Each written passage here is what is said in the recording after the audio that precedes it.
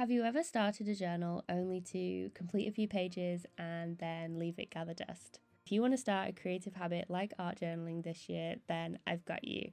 I'm going to share some tips to help you not only get stuck into your new journaling habit, but also to help you get the most out of it and to stick to it.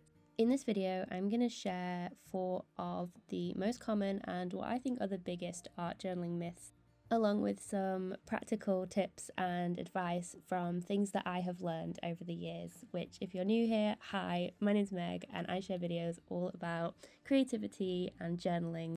So the first myth, which is one that I think is really common, especially if you're a beginner, is that you don't have any time. Life is too busy, you simply don't have any time to sit down and get creative or to art journal. And I think it's important to recognize the power of small habits and also of prioritizing. If this is something that you want to build into your daily life, to have this creative practice, then you need to build up those little habits and carve out some intentional time. And I think sometimes the barrier is that people feel like it has to be, hours and hours or every evening of your week. And that's absolutely not true. You can squeeze in 5 minutes of art journaling before your day starts, something that is quite common in the productivity sphere that I know is recommended a lot is to habit stack. So something you might want to do is if you make a coffee every morning and you know that you sit for 5 or 10 minutes before getting ready for whatever you're doing that day to sit and drink that coffee, then maybe pair it with some creative time. And it doesn't have to be doing a huge art journal spread. You could simply be doing a bit of mark making. You could be doing some cutting out and some prepping for when you get to sit down another time. It's all about those small little things that add up, and that's what consistency is. So when people ask, how can I make my art journaling practice more consistent, even though I don't think I have the time, I think it's important to remember that consistency doesn't necessarily mean every day. So you might only do this on a Friday morning at first with your coffee, sitting down and, doing a quick sketch or a colourful scribble, even a doodle in your journal, just that little bit of creativity to build it up. Consistency is that secret weapon, is to build it up and to get to a place where you don't even think necessarily about that little practice that you've built up. So you might set yourself a goal. I'm going to show up to my journal twice a week, because twice a week is more than nothing. But if you know that saying that I want to journal every single day is going to be unachievable or not sustainable, so that by day 3 you've given up and then you feel like, oh well, now because I can't do every single day, I'm just going to not do it at all, and then you've not kept up with it. So having those small little goals of journaling twice a week for 5-10 minutes, and then if you want you can start building it up. And sometimes what I often find is it's a little bit like a snowball. Like once you get started, that's the hardest part, is showing up. Once you get started, it kind of keeps going, and then that's when the inspiration kind of comes to you almost to start creating. So you might end up in a point where you sit down for 5 minutes and then you realize that half an hour has passed.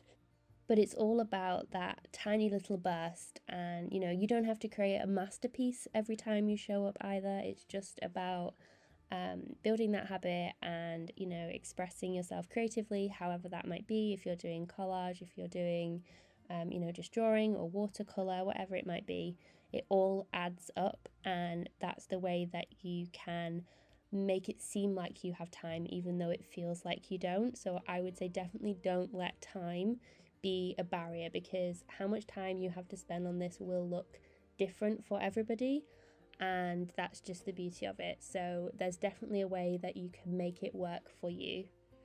The next big art journaling myth is that you don't have the right supplies. So I know, especially if you're starting this as a new hobby, it can feel so overwhelming when everybody is mentioning all these products that they're using and all this different stuff, and it feels like you need to have everything in order to create the things that you are seeing, which in part is a whole other thing about comparison, which I won't get into. But in terms of supplies, you don't need all the fancy stuff. You can totally use what you have. You can start off with some budget-friendly supplies.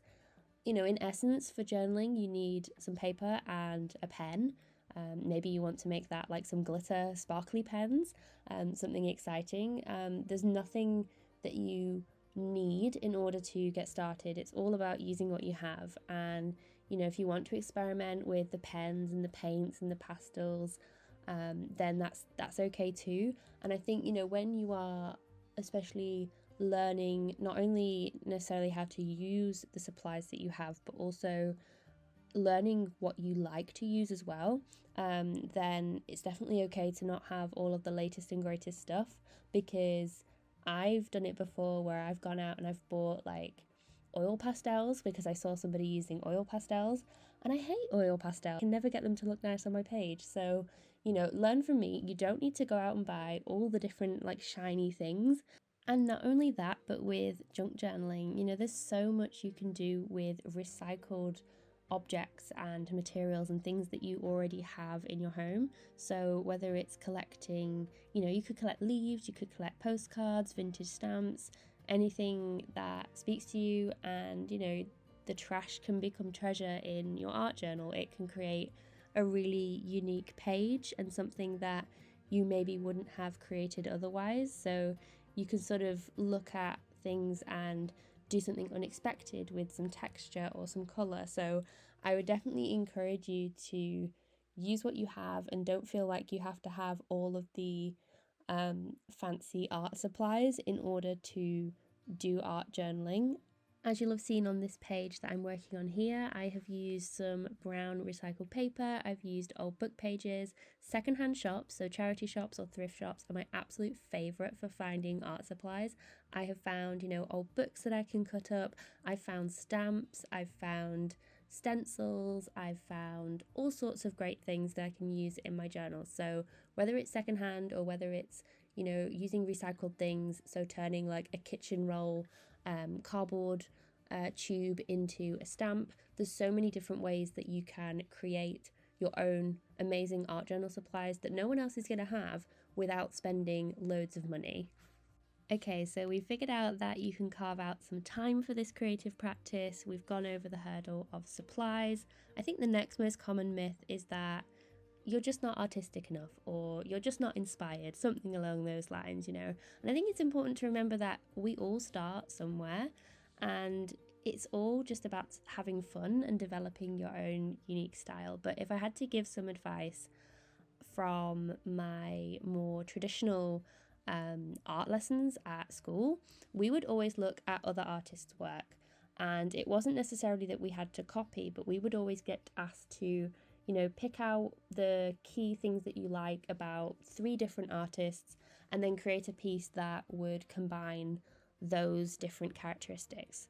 And I think that's quite important, is to pick out the bits that appeal to you from the artists you like. So rather than getting stuck in just consuming all this content and all this art online and then not making stuff for yourself, think about why do you like what you like, and how could you do your own take on this. And that's how you start to build your own unique palette of things that you like and things that you're drawn to, and building that inspiration, because you're not artistic enough is definitely not true. Everyone has their own unique styles. You could visit museums, you could flip through magazines, you could follow artists online to find all these different sources of inspiration as well. It's not just what other people create, but it's also just what's out there in nature, things like that. Or you could even maybe pick like a monthly theme, so for example nature or colours, and just use that as a springboard for looking at different things that spark your creativity in that. And I think another fun way to keep that inspiration flowing is to maybe buddy up with a friend or a family member that you can do this creative practice with. Maybe you could even do it with your children, for example, to share ideas and just to have that bouncing board of creativity. So maybe you could do half a journal page and then pass it to your friend, and then they could finish it off and you've got something to respond to on the page. Or you could just prep some backgrounds in one of your 5-minute sessions, and then come back the next day and you've got something to respond to on your pages. So prepping them as well is a really great way to make sure that you have something to respond to on your page. That's why I personally really enjoy junk journaling and making my journals out of, old book pages and music sheets and things like that, is because I have something that I can work with on the page rather than it just being blank. Which brings me to the fourth myth that I wanted to talk to you about, which is that the blank page is scary. So the blank page is something that I think is really common. It's rooted in that fear of messing something up, in something not being perfect. And I wanted to share a few ways that you can embrace imperfection and help you to get over that fear of the blank page. So one, like I said, is that having something to respond to already on the page really helps. Even if it's just to cover it up, it just gets you going with that first action on the page. And I find it personally really helpful for creating in my own journal.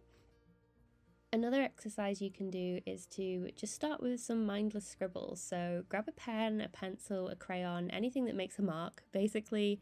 And you could even close your eyes if you wanted to, and just start making, some swirls and some wonky lines across your page. Don't worry about the final result. Just get that mark making going, because it's all about the process, isn't it? It's not about having something perfect, but adding that onto the page will then give you something to work with. And then plus then it's not blank and it's not perfect in air quotes anymore. So then you can do whatever you want onto the page after that, whether it's covering it up or whether it's working with that. You could color in the lines, you could add some collage, you could Zentangle. There's a million and one different things that you could do. Another thing that's helpful is to start small. So when you open up your journal, you don't need to necessarily fill the whole thing. So one thing I always say as well is to have a smaller journal. So, maybe an A6 size. But even then, you don't need to fill the entire page. You could just use one corner of the page to add some collage to. So like in this page here, for example, even though I did a neutral collage background, most of my efforts are being focused on one corner of the page. So there's loads of different compositional things you can play with that actually add some interest to your pages as well. Not necessarily just the fact that you're working in a small area, but it all adds up. If you want a page that's like full and has all the details in all the nooks and crannies, you could build that up over the course of a week and work on different aspects of the page each day in order to create that full, vibrant page that you want to create. And I think as well, one of the things with a blank page is that people are worried about, obviously, the perfection side and making a mistake. So there's nothing that you can do wrong in an art journal page, which I think goes without saying. But, as Bob Ross would say, there's a happy accident that's happened. So even if you think that you've messed something up, which you won't have done because there's no rules when it comes to creating in your art journal, your art journal is just for you.